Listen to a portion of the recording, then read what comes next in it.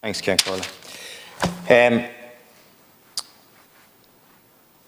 deal with the topics at hand, Deputy Healy-Rae, I think, was suggesting we don't know where money comes from. I tell you where money comes from. Wealth is generated by workers. It's not generated by millionaires like you, Deputy Healy-Rae, who come in here railing against increasing. No, because I can prove to everyone here I'm not a millionaire. Okay, your brother's a millionaire. I apologise. No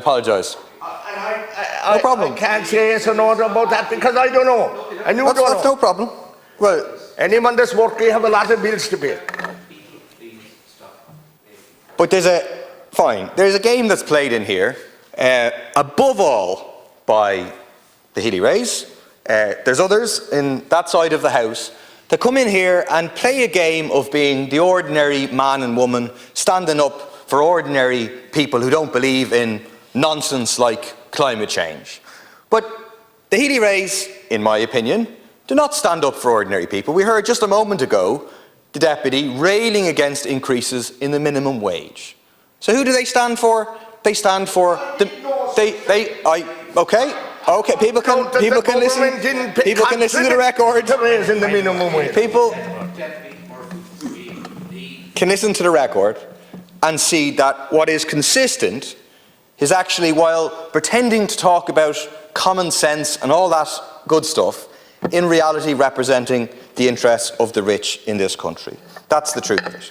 The other point I'd say is it's quite ironic on a day today to have speeches telling us basically it's not possible to increase corporation tax, it's not possible to have a tax on wealth.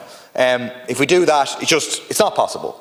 The reason I say it's ironic today is because the Irish Times got a push notification there to say that the first $3 billion tranche of Apple tax money lands in state coffers. I remember being told that something wasn't possible. We were told, those of us who opposed the Apple tax deal, those of us who called it out, those of us who opposed the waste of public money on fighting a case to keep the money on the pockets of, in the balance sheet of one of the richest corporations in the world, we were told, sure, the money would never be yours anyway. It would never. All the other countries would try and take it. It'll never end up being in the hands of the Irish state. What's happened? We are utterly vindicated. The first $3 billion has come. The rest will come. And so don't believe it. When people say alternative policies are not possible, alternative policies are not workable, they are designed to constrain the terms of debate, to say to people in the old Thatcher terms that there is no alternative. It's not true. And there is an alternative to the USC. That's what our amendment is about. One alternative is a millionaire's tax on the wealth of the super rich. Research by Oxfam has found that the richest 1% own more than a third of Irish financial wealth. There's 11 billionaires in this country. Men like Eugene Murtagh, the founder of Kingspan, whose company was found partly responsible for the Grenfell Tower disaster. Dennis O'Brien, who bribed a Fine Gael minister to secure the second mobile phone licence. Dermot Desmond, who made payments to Charlie Haughey. All of them amassed their riches, not off of their own work, but off of the backs of workers and from corruption. All of them now have more money than they could ever spend.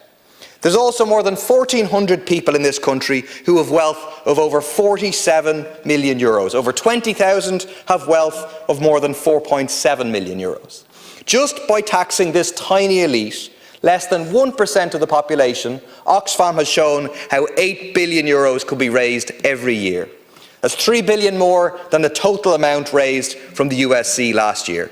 We could abolish the USC and still have 3 billion euros left over every year to fund public housing, free public childcare or a proper national health service. Every year the finance bill is passed and Fianna Fáil, Fine Gael and the Greens make a political choice not to tax the super rich who can well afford it. They choose instead to impose the burden of taxation on ordinary workers who cannot.